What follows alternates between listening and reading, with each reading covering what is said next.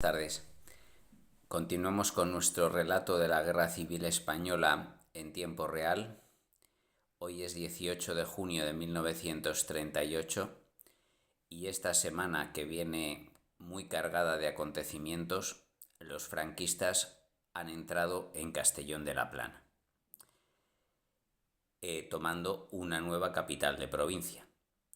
Comenzando cronológicamente, el día 12 de junio las tropas sublevadas llegan a 10 kilómetros de la capital provincial, ocupando las localidades de Lucena del Cid, Borriol y Oropesa. Los republicanos reaccionan evacuando a la población civil de Castellón de la Plana y organizando la defensa con varias divisiones. 3 del Cuerpo de Ejército 22 en la costa, la 41, 68 y 70, y otras 3 del 21 Cuerpo de Ejército, más al interior, la 52 y las llamadas divisiones de Extremadura y Andalucía, por haber llegado desde esas regiones. Al día siguiente, 13 de junio, 2 tabores de regulares pertenecientes a la 83 División ocupan la localidad de Benicàssim, mientras otras unidades de dicha división ocupan el Grao, que es el puerto de Castellón de la Plana, situado a unos pocos kilómetros de la ciudad. Ese día, 13 de junio, la 41 División Republicana abandona la ciudad de Castellón, por lo que la quinta columna, es decir, los simpatizantes franquistas de la ciudad, salen a las calles y llegan a facilitar la entrada de las fuerzas sublevadas. Por lo tanto, llega a citarse en el parte de guerra franquista del 13 de junio que Castellón ha caído. Pero antes de que termine el día, la sexta División Republicana contraataca y recupera el control de la ciudad, aunque no del puerto del Grao. Como represalia, entre 100 y 250 de estos supuestos quintacolumnistas son apresados por los republicanos y fusilados inmediatamente. Al día siguiente, 14 de junio, la 68 División Republicana contraataca en Borriol, al noroeste de Castellón, pero la cuarta División de Navarra rechaza este contraataque y se abre camino hasta la carretera Castellón-Valencia, con lo cual la ciudad queda cercada. La cuarta División de Navarra sigue avanzando, cruzando el río Mijares al sur de la ciudad y llegando a entrar en Villarreal de los Infantes, a 8 kilómetros al sur de Castellón. Mientras tanto, el cuarto tabor de regulares llega a entrar a tomar, esta vez sí, la ciudad de Castellón y además entra en Almasora, a 5 kilómetros al sur de Castellón. Por lo tanto, el 14 de junio la ciudad cae y ya los franquistas controlan 37 de las 50 capitales de provincia. Esto no pone fin a la ofensiva, ya que al día siguiente, 15 de junio, los republicanos contraatacan en los sectores de Villarreal y Almasora con la sexta división, que ya logró recuperar Castellón 2 días antes, y además 2 brigadas, la 79 y 203 brigadas mixtas, en el sector de Villarreal. No obstante, no consiguen recuperar del todo ambas poblaciones y a lo largo del 16 de junio los combates continúan sin avance por ninguna de las partes.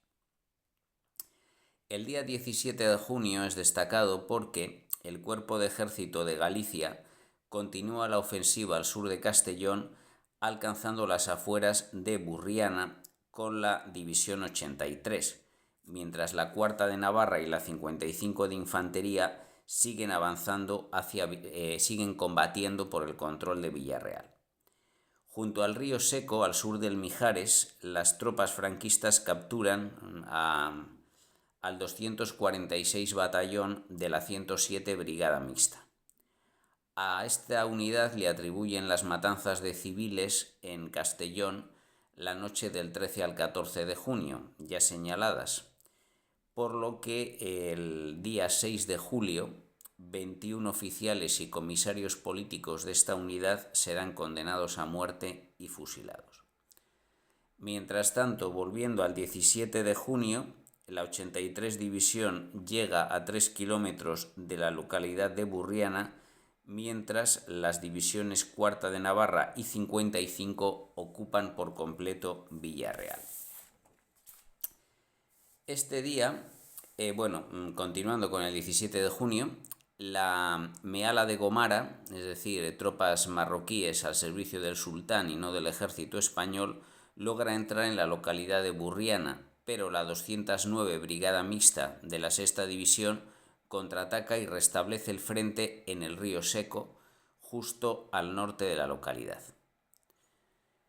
Este día, 17 de junio de 1938, es probablemente el día en el que falleció el hermano de mi abuelo, Eugenio Salgado Cejalvo, en el sector de Burriana.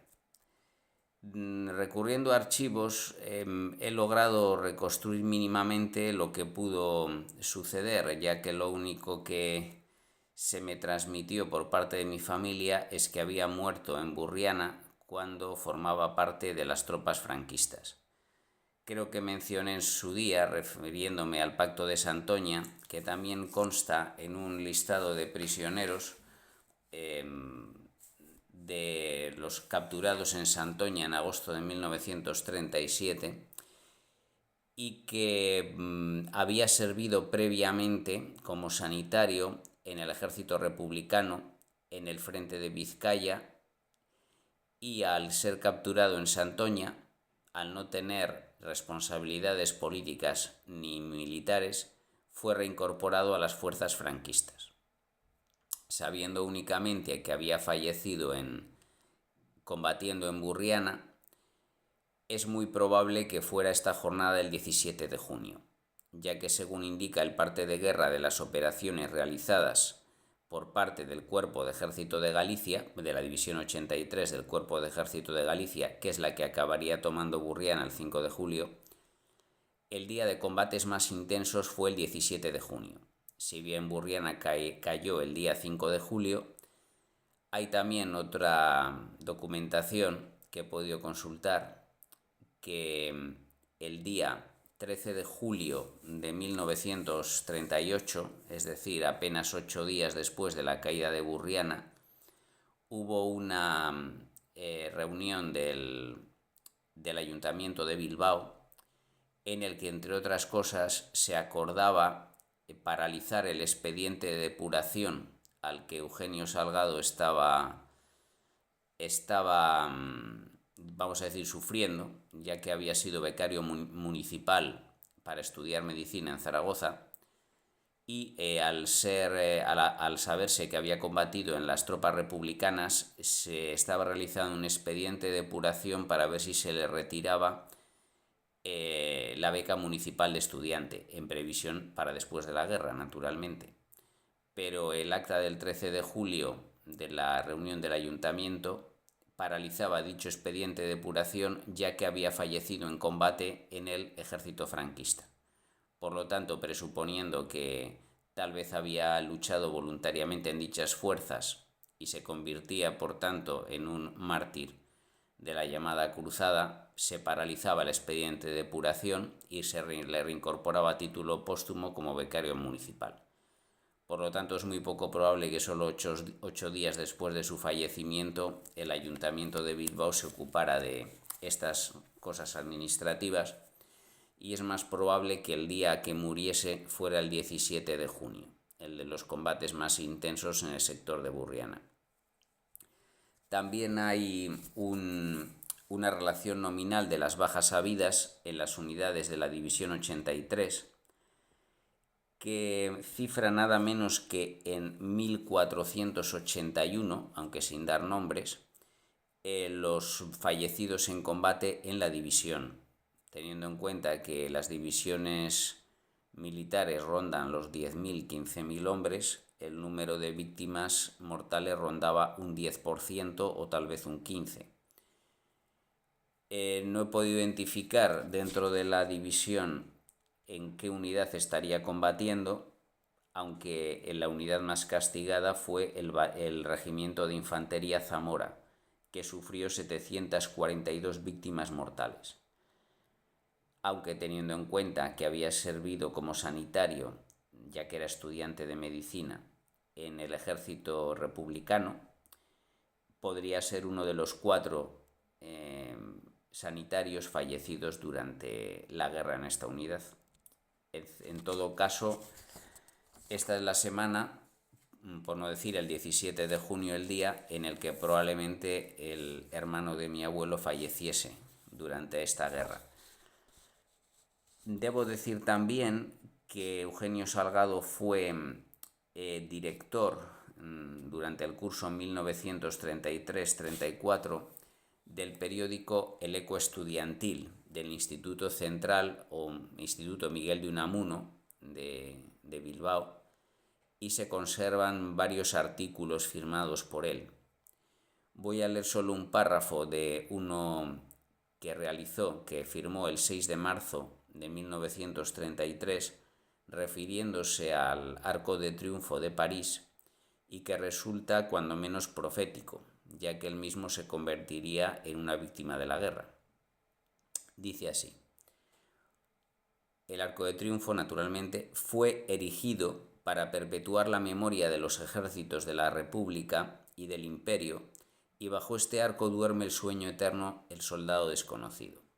Recuerdo que dedica la nación al héroe anónimo que murió en el campo de batalla y por donde pasaron triunfantes las huestes francesas, jirones de cuerpos salvados de la horrible hecatombe que conocemos con el nombre de Gran Guerra, y es también el lugar donde reciben la admiración postrera los héroes y hombres ilustres que son expuestos cuando la parca corta el hilo de su existencia.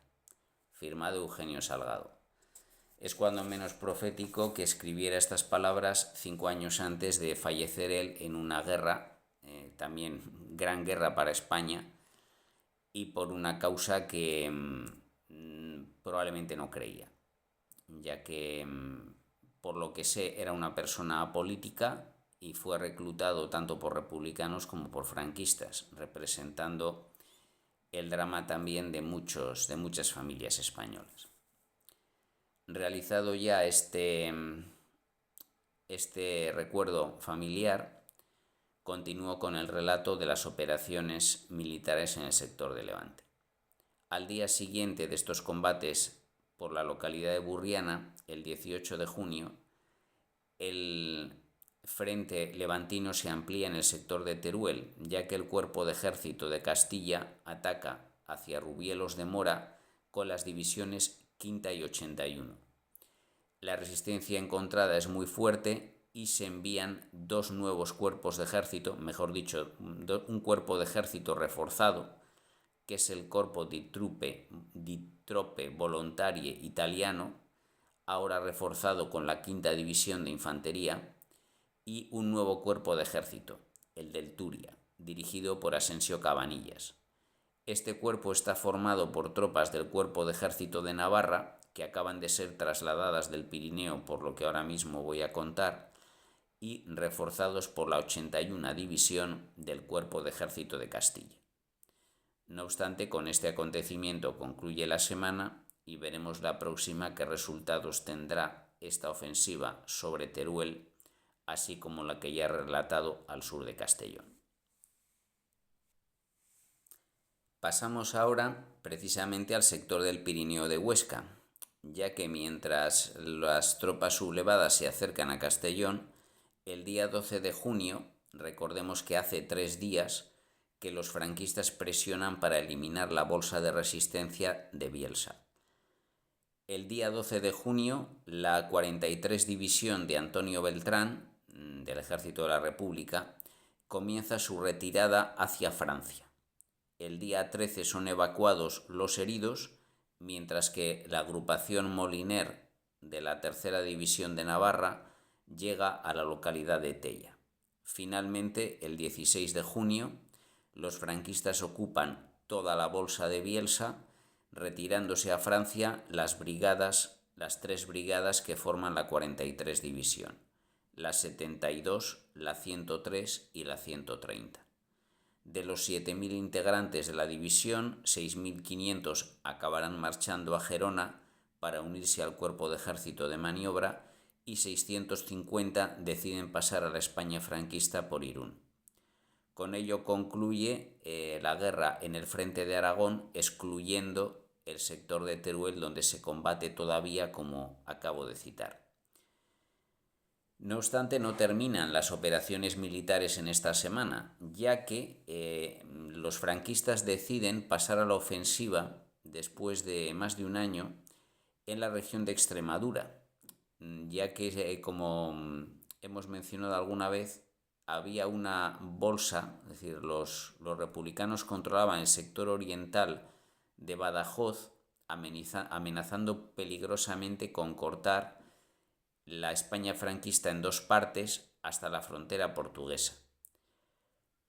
Era el viejo plan de Rojo de atacar en Mérida desde el año 1937, que nunca pudo llevar a la práctica, y ahora los franquistas van a hacerlo al revés, es decir, eliminar esa bolsa amenazante con la idea de reducir el frente y también evitar que se envíen más tropas desde Extremadura al sector de Levante, más tropas republicanas.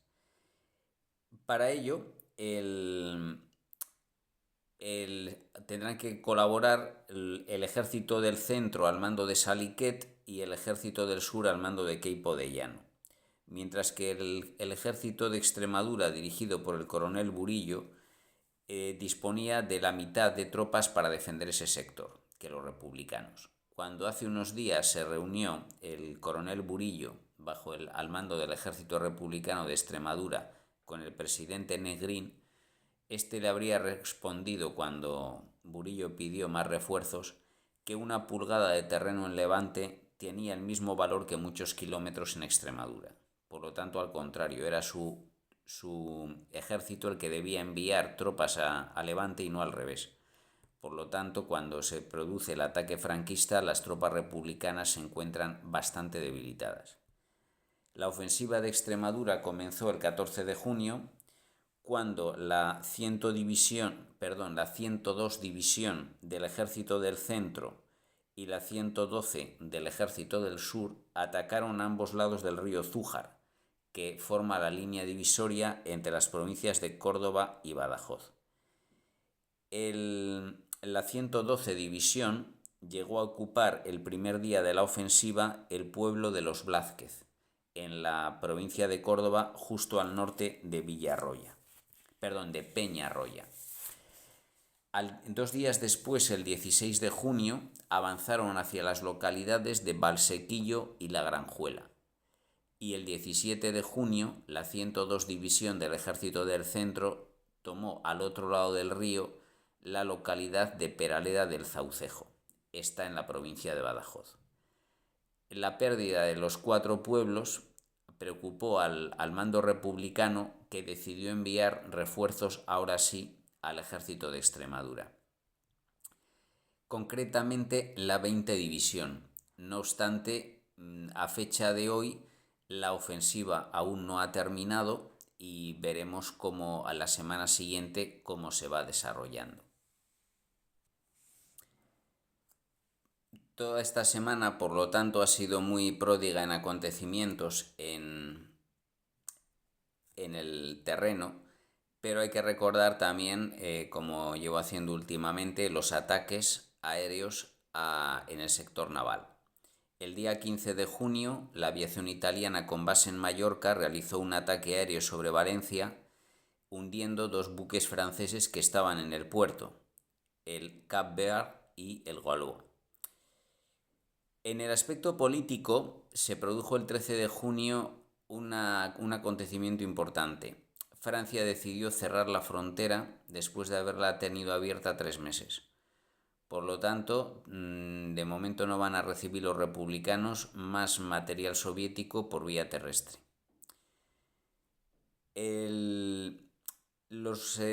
Puede que tenga que ver o no, el 17 y 18 de junio hay unas declaraciones que pueden interpretarse como la posibilidad de negociación, aunque esto es muy discutible. El día 17 de junio, el escritor ucraniano Ilya Ehrenburg que era corresponsal de Izvestia, que había sido corresponsal del periódico soviético Izvestia en España entre 1936 y 1937, publicó en el diario Pravda un artículo en el que tendía una mano conciliadora hacia los patriotas españoles, refiriéndose a los falangistas de José Antonio, no los que actualmente servían al general Franco. Puede ser un intento de provocar división en el bando franquista o abrir la posibilidad de que el gobierno soviético no vería con malos ojos una negociación entre falangistas y comunistas. En todo caso, hay que añadir que también el 18 de junio el presidente Negrín, a pesar de que no había aceptado los planes de Prieto, Besteiro, Largo Caballero o el propio Azaña de negociar con el enemigo, hizo unas curiosas declaraciones en Madrid por las que decía que la guerra no podía prolongarse ni un minuto más. No obstante, no hace ninguna oferta clara de negociación. En todo caso, si Negrín o los soviéticos tenían esperanzas de llegar a un acuerdo, Franco lo desmiente de inmediato. El día 17 de junio, el generalísimo desmintió ante la prensa que estuviera negociando con los republicanos y advirtió que solo aceptaría una rendición incondicional. Por otra parte, concluimos con otra decisión política de la España autodenominada nacional, cuando el 16 de junio se impuso el saludo fascista en civiles y militares. Por lo tanto, concluye esta última semana de primavera de 1938 con una noticia importante, otra capital provincial que ha caído, y la liquidación de la bolsa de Bielsa, así como una nueva ofensiva en Extremadura. Muchos acontecimientos que todavía darán para largo, ya que el verano será propicio para las operaciones militares y en todo caso la República sigue sin tener buenas noticias. No obstante, su capacidad de resistencia se está demostrando en varios sectores y la guerra puede todavía durar mucho. Así que concluimos esta semana. Muchas gracias por escucharme y hasta pronto.